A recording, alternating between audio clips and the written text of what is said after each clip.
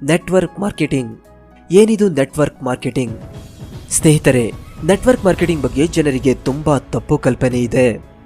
Network marketing ಅಂದರೆ chain link business, ಹಣ ಹೂಡುವ ದಂಧೆ, ಸ್ಕೀಮ್ ಬಿಸ್ನೆಸ್ ಅನ್ನುವ ಕಲ್ಪನೆ ಜನರಲ್ಲಿದೆ. ಅಸಲಿಗೆ ನೆಟ್ವರ್ಕ್ ಮಾರ್ಕೆಟಿಂಗ್ ಹಾಗೂ ಸ್ಕೀಮ್ ಬಿಸ್ನೆಸ್ ಎರಡು ಕೂಡ ಸಂಪೂರ್ಣವಾಗಿ ವಿಭಿನ್ನ. ಸ್ಕೀಮ್ ಬಿಸ್ನೆಸ್ಗಳಲ್ಲಿ ನಿಮ್ಮಿಂದ ಹಣವನ್ನು ಕಟ್ಟಿಸಿಕೊಂಡು ಹಣವನ್ನು ದ್ವಿಗುಣಗೊಳಿಸುತ್ತೇವೆ ಎಂದು ಭರವಸೆ ಹುಟ್ಟಿಸಿ ನಡೆಸುವ ದಂಧೆ. ಇಲ್ಲಿ ಹಣ ಖಂಡಿತ ಡಬಲ್ ಆಗುವುದಿಲ್ಲ. ಬದಲಾಗಿ ನೀವು ಮೋಸದ ಜಾಲಕ್ಕೆ ಸಿಲುಕಿ ನಷ್ಟ ಮಾಡಿಕೊಳ್ಳುತ್ತೀರಿ.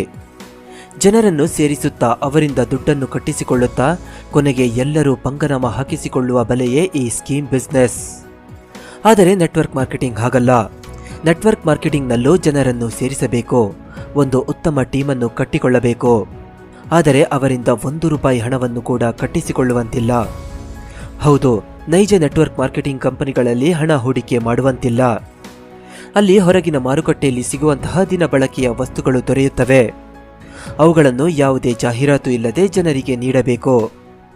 ಜಾಹೀರಾತು ಹಾಗೂ ಮಧ್ಯವರ್ತಿಗಳಿಗೆ ಹೋಗುವ ಕೋಟ್ಯಾಂತರ ರೂಪಾಯಿ ಹಣವನ್ನು ನಾವು ಬೋನಸ್ ಮೂಲಕ ಪಡೆದುಕೊಳ್ಳಬಹುದು.